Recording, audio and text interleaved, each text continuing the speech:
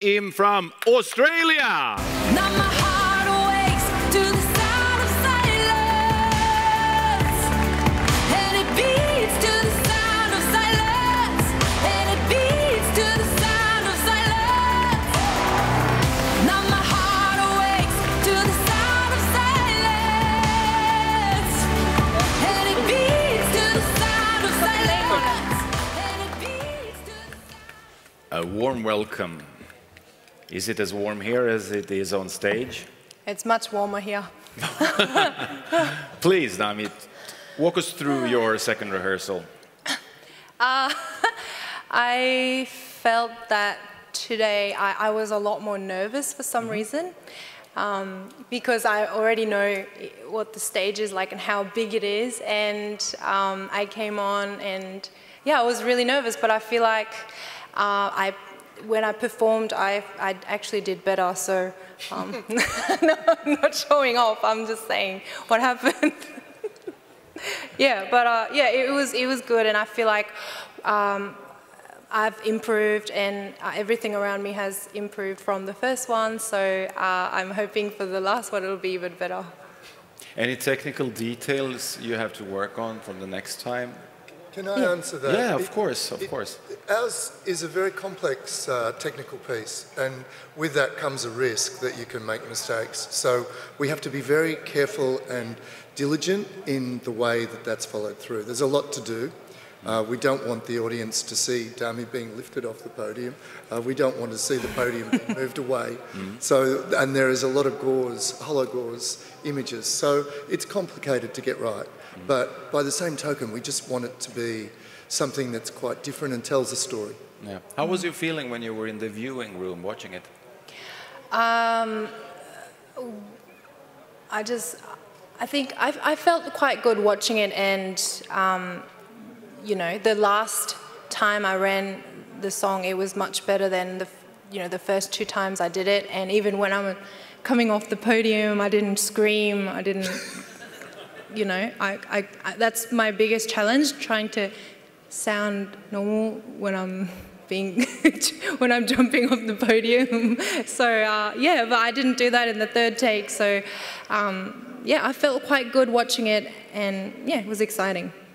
Can you tell us something about the song? Because you're working with a hit factory, people producing some good songs. Yeah, the song is, you know, it was written especially for me and for Eurovision, but also we wanted the song to really reflect what I wanted to sing about, and that's why it's about, you know, feeling away from the loved one. And yeah, my husband actually arrived last night, so yeah, I feel much better today having him near me, but that's, you know, the song is about not, you know, being so far apart from him. And also, you know, we wanted the song to be not just for a big show, but also be heard on the radio as well. So that was an important thing to think about. And yeah, it's in Sweden, the song's reached a really high place on the chart. So I'm very, very happy with that. And I think the boys, DNA, who wrote the song, are also quite pleased with how everybody's embraced the song. So yeah, we're really excited. Perfect. Let's take some questions from the audience. Gentleman here in the yellow shirt, please. Hi, I'm Daniel from Sweden. Hello. And I must say you are my personal favorite in this competition, actually. Thank you. I must admit that. And hearing you live today gave me goosebumps. So, it's a really good song. Thank you. I was a little bit concerned about the performance today, because the background music seemed to be too loud and your voice didn't come through. That's my concern, but otherwise it sounded very good anyway. So Okay. Is there anything that's my only concern. Yeah, thanks for bringing that up. I think what it sounds in the room is different to what I'm hearing in the ear, and for me it felt quite good, but Do you want to say anything? I felt the same. In the viewing room, it sounded really good. The mix sounded good. But we'll go back now and just listen to how it sounded in the room. And we really thank you for that observation. That could be really helpful. Yeah. We want people to hear Dami. I thought how she sang today was really exciting. It really filled my heart. So I'm glad to hear that you loved it. Yes, please, gentleman over there in the jeans shirt. Hello, I'm Ahmed Haloun for escbubble.com. I want to congratulate you for making history again for Australia, participating again. And my question, I have two tiny questions for you. The first one, you knew, and what are you getting to when they told you, oh, you're going to do Eurovision? You know all these big things that what was coming ahead? No. And the second question is, what's next after Eurovision? I know you have a tour or something like that. You think if Australia remains in Eurovision Song Contest, let's see, would you like to repeat again? At Eurovision? Well, I'm really happy to be part of Eurovision, and it's really exciting for the whole of Australia to be invited to be a part of it. For the first question, I watched Eurovision on TV in Australia, so I was like, oh yeah, that's it's a big event and it's a lot of fun, lots of countries coming together. But I don't think I knew how big it actually is until I got here and I started seeing like all the people so excited, like million flags, Eurovision flags everywhere in this city, and so many of you here, and how passionate everybody is for Eurovision. And I think, and when I saw this stage, that's also when I realized, wow, this is like a huge production and so many countries involved. Like it's the biggest thing I could ever imagine, and it's overwhelming in a way, and I feel very emotional just being a part of it.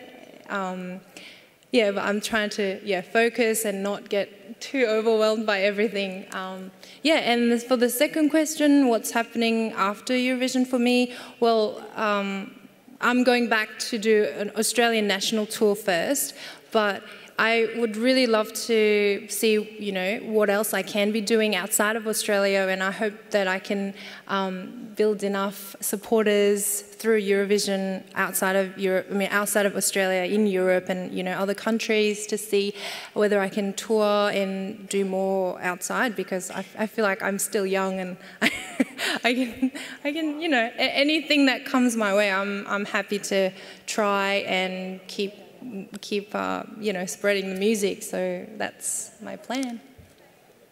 Yes, over here, microphone. From a homeboy. Hi, Dami, it's Blair Martin from Radio 4 ZZZ in Brisbane, Australia. Oh. Can I just say, firstly, backing this gentleman up, your song is so popular out there in the press centre. Sanja from Serbia, when she came out from her one-on-one interviews while you were on the screen, she was singing. Oh, wow. She was belting it out. So you have captured the imagination of so many people here. So thank you for doing that. Speaking about singing, I noticed during today's rehearsal in the second verse, you've changed the vocalising a little. You've gone back to more of what it was in the recording. I personally love what you were doing on. I really love, because I felt there was more emotion, more connection to the lyrics. Will you go back to that? Were you just playing with stuff today?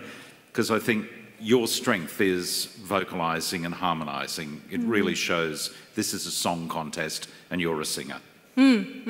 That's a really good question and observation as well, because so in the first rehearsal, I did change up the second verse, quite kind of dramatically by taking it up the octave. But I thought with everything that's going on stage, with with the social media, the content, I just thought it didn't fit as well when I changed up the notes. So we were just testing which, what works best as a whole performance rather than just songs. So I think if I were to sing just on stage with no other, you know, production, then I could do lots of different things. But then I really want this performance to work as a whole, including, you know, what's happening visually and, you know, everything else. So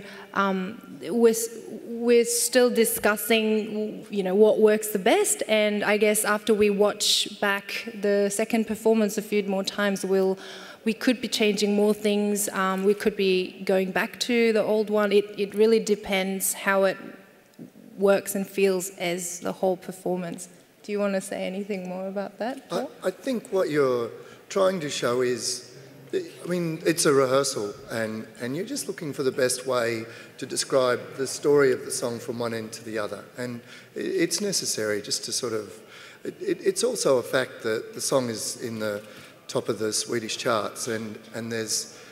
Perhaps it's best to sing it the way the audience is understanding it. So we were just weighing up. So we'll listen and kind of come back from there. And I think because you, I assume you love my song and you listen to it a lot, so the change is really fresh for you, but then maybe some people haven't heard the song and they're hearing it for the first time, so we have to maybe think about both sides as well. It's not a backward step, Lev.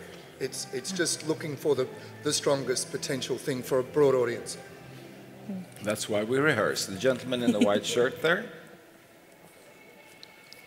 Hey, Dami, Eamon Atkinson from Channel 7, also from Brisbane. Hey. G'day. Two questions. Firstly, the odds this morning were 16 to 1. When I checked after your rehearsal, it was 12 to 1, so they keep increasing. Even the technical director made a comment how good your odds are. How does that make you feel? And the second question, what's the biggest step you have to take in the final stages of your preparation now?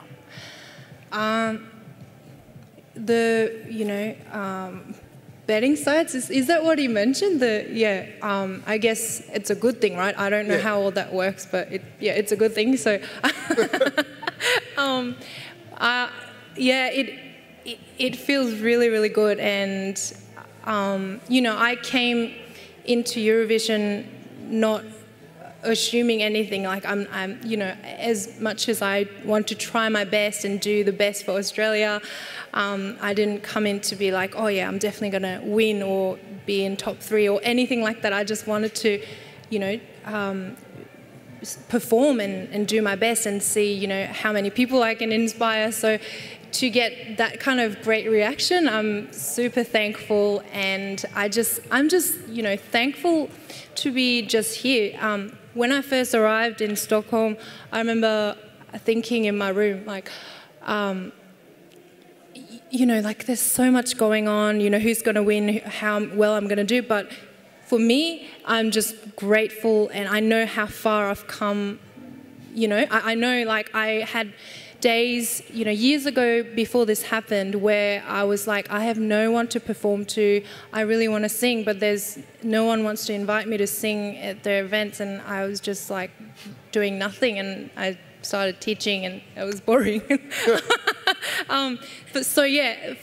What I'm trying to say is I'm just grateful to be here. I just want to do the best and work with my team to deliver the best performance, and hopefully, as lots of people will love it as much as we do. Yes, please. In the white t-shirt here. Hi, Dami. Reg Domingo from SX Magazine, also from Sydney, Australia. When the opportunity presented itself for you to represent Australia at Eurovision, what went through your mind? Did you have to go away and think about it, or did you say yes right there and there? How do you recall the whole selection process? So I've said this many times, but I want to say it again because my fans called the Dami Im, they're the most amazing fan group and the most powerful ones, I think, and they've been really pushing to send me to Eurovision. They wanted me to get selected, so they kept doing this online campaign for years, well, 2 years to be exact, but really consistently all the time. And I think I was, as time got closer to when we were going to find out who got selected, I you know, I was like, oh, maybe, maybe not. You know, I really didn't know. But, you know, it could have gone in any direction. But when I actually found out that, you know, they wanted me and Paul wanted me to represent Australia, I was really excited, but I also at the same time couldn't really believe it was actually happening. And my manager told me, you know, you can sleep on it and think about it. And I was like, what is there to think about? Like, I slept on it, and I'm like as soon as I got, I'm like, yes. So yeah, to me, this was the best thing, best opportunity for me, and my parents have been like wanting this to happen to me, and they've been praying that I would get selected. So that's why I was selected. So by the way, yeah. So I was happy. Can I just quickly say, sure. very, very briefly, I just wanted to say that Dami was always our first choice. We were really so pleased that she decided that she wanted to do this. And it's been an absolute delight to work with her and to develop this. And with Sony, her team, they've been the most fantastic partners. So we have a really enjoyable team behind her. Everyone from Stephanie, the producer, Nicolene, the production designer, everyone is so enjoying being part of Dami's army here. Yes, Hi, Bernd from EurovisionLive.com. I have a question regarding your supporting singer, Celine. She's the Swedish singer who represented Estonia in 2002. Yes. What kind of advices did she give to you? Oh, that's Anna, right? Yeah. Anna, yeah. Anna. Yeah, she told me she's done it for how many years? Such a long time, and she knows exactly how this all works. So I think she just said, you know, just try to enjoy it, and yeah, I think she's been really, really encouraging to me, saying, oh, you know, you're doing great, you know, and she's like just having somebody who knows what's going on, like be so friendly and supportive and saying nice things to me and keeping me company, that has just been really, really nice. And yeah, I just feel really supported emotionally and with everything, vocally, you know, yeah, so. That's Anna Salin. Final question from our Norwegian friend there at the back. Hello, Morten from the Norwegian Eurovision blog. Hello. As you have told us, you are being lifted down from the podium during the song. So I wonder if you have nightmares that on the actual night the two guys will not show up and you have to come up with a backup plan. Well, I hope that doesn't happen because we don't have a backup plan. We will have after this question. Yes. I guess I could just jump down, but I don't know. Break the heels, and it would get lots of views, I guess, if that happens. So, thank you very much, Dami. Thank you, Australia. Thank